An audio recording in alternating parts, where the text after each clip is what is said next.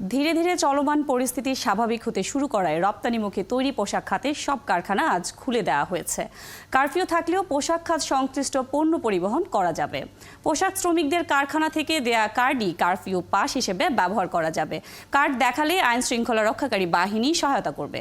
পোশাক কারখানা মালিকদের সংগঠন বিজিএমইএ বলছে, অনাকাঙ্ক্ষিত ঘটনায় গার্মেন্টস বন্ধ থাকায় প্রতিদিন ক্ষতি ছিল প্রায় ১৬০০ কোটি টাকা। কারখানা চালুর পর এখন ক্রেতাদের আস্থা ধরে রাখা, সঠিক সময়ে পণ্য পৌঁছানোটাই মূল চ্যালেঞ্জ।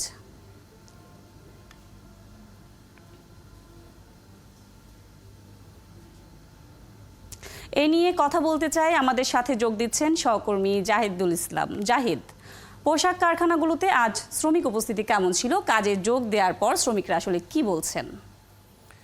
আমরা আজকে আশুলিয়াতে ছিলাম। সারাদিন আশুলিয়াতে আমরা যেমনটি দেখেছি, আশুলিয়ার যতগুলো কারখানা ছিল সব কারখানাতে শ্রমিকের উপস্থিতি ছিল সন্তোষজনক।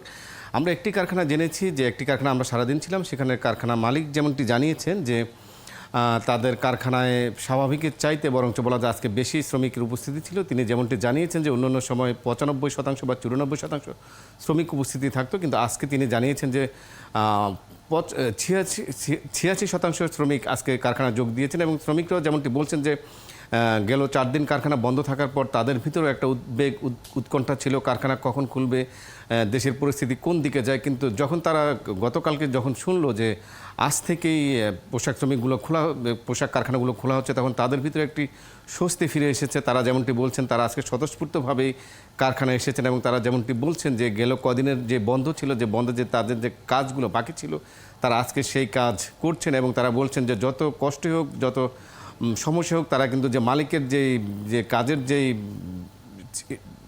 যে ব্যাকলগটা ছিল, অর্থাৎ যে বাকি যে কাজগুলো ছিল তারা কাজগুলো করবেন। কারণ তারা বুঝতে পারছেন যে কারখানা বন্ধ থাকা মানে, শিল্প চাকা বন্ধ থাকা মানে দেশের অর্থনীতি স্থবির হয়ে যাওয়া।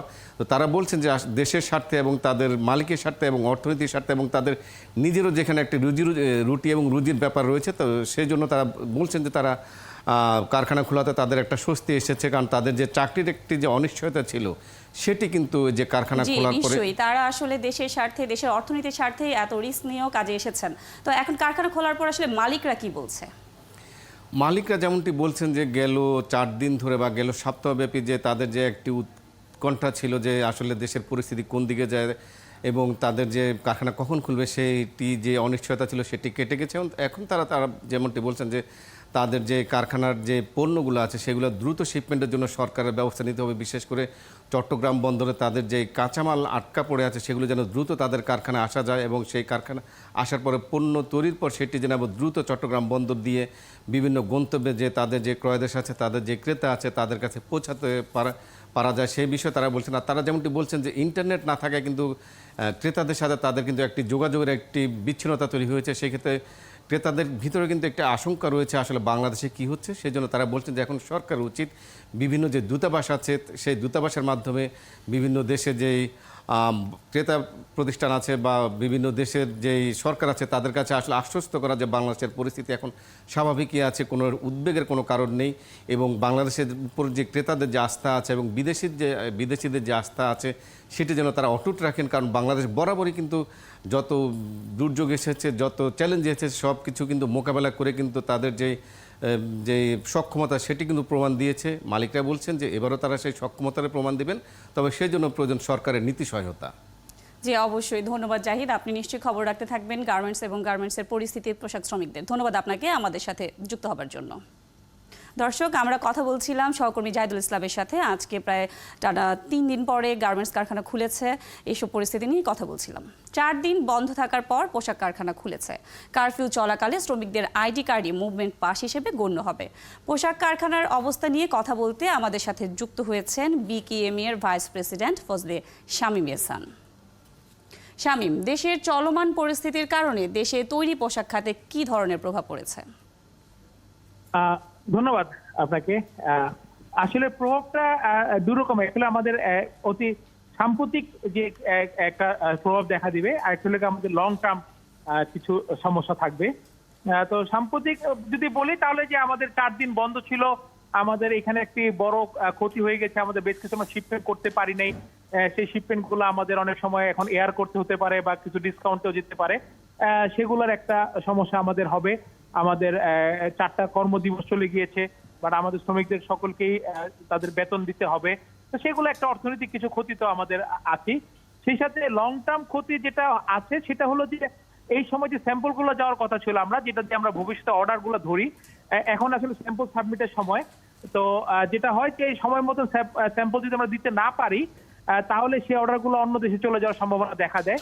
এরকম কিছু অর্ডার হয়তো বা একটু সমস্যা হবে, কারণ অন্যান্য দেশের স্যাম্পল চলে গেছে কিন্তু আমাদের গুলো যায়নি। সেক্ষেত্রে অল্প কিছু পরিমাণে সমস্যা হতে পারে। আরেকটু আস্থার জায়গা, যেহেতু নাকি আমাদের নেট গুলো বন্ধ ছিল, বা এখনো আমাদের যে শিল্পনগরী নারায়ণগঞ্জের এখনো ফ্যাক্টরি গুলা একটু আগে পর্যন্ত তারা নেট পায় নাই, ইন্টারনেটের কানেক্টিভিটি নাই, তারা ইমেল করতে পারতেছে না। ঢাকাতে গিয়ে তারা ইমেল করেসপন্ডেন্স গুলো করতেছে অনেকেই।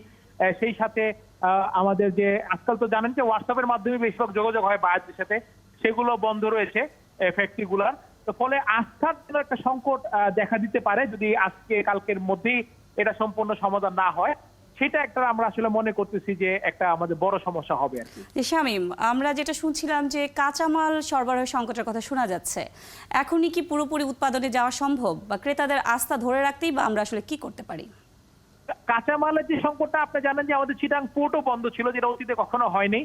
চিটাগাং পোর্ট বন্ধ ছিল, সেই সাথে আমাদের ঢাকা থেকেও বা অন্যান্য জায়গা থেকেও যে এক এক গাজীপুরে বা নারায়ণগঞ্জে যে আমাদের যে কাঁচামাল গুলো যায় সেগুলো সরবরাহ বন্ধ ছিল। বাট আজকে থেকে সেটা কিছুটা স্বাভাবিক হয়ে আসবে, এবং এই জন্য যে আমাদের উৎপাদন কমে যাবে সেগুলো হয়তোবা আমাদের আবারও এক্সট্রা খরচ করে ওভারটাইম করে হয়তোবা আমরা সেখানে আগামী 10-15 দিনের মধ্যে সেই একটা আগের আমরা প্ল্যানিং এ ফেরত আসতে পারবো। বাট এই কয়দিনে আমাদের একটা সমস্যা থেকে যাবে। জি, অবশ্যই। পোশাক খাতে বিজিএমই কিন্তু বলছিল যে প্রতিদিন প্রায় 1600 কোটি টাকার মতো ক্ষতি হচ্ছে, 1600 কোটি ডলারের। আসলে এক্সাক্ট ক্ষতিটা আসলে কেমন হয়েছে এই কয়েকদিনে, বা আমরা কি এখন যে খুলেছে পোশাক কারখানা, এটা কি ক্ষতি পুষিয়ে নেওয়া সম্ভব? প্রথমত আজকে মাত্র খুললো, তো আমরা আগামী সপ্তাহে হয়তো জানতে পারবো যে অ্যাকচুয়াল ক্ষতির পরিমাণ কত। এর মধ্যে আমাদের একটি গার্মেন্টস সম্পূর্ণ পুড়ে গিয়েছে, সেখানে অনেক বড় ক্ষতি হয়েছে, অনেকগুলো গার্মেন্টস ভাঙচুর হয়েছে, সাথে আমাদের উৎপাদন বন্ধ ছিল, সেখানে আমাদের প্রায় 1600 কোটি টাকার মতো উৎপাদন বন্ধ থাকে। এর মধ্যে কিছু মাল হয়তোবা ক্যান্সেল হবে, কিছু মাল ডিসকাউন্ট হবে, কিছু মাল এয়ারে পাঠাতে হবে। এই সম্পূর্ণ টাকাটাই হয়তোবা ক্ষতি হবে না, কিছুটা আমরা পূরণ করে আনতে পারবো।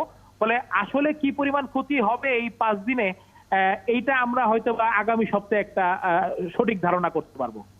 জি, অসংখ্য ধন্যবাদ ফজলে শামীম আহসান আপনাকে আমাদের সাথে যুক্ত হবার জন্য।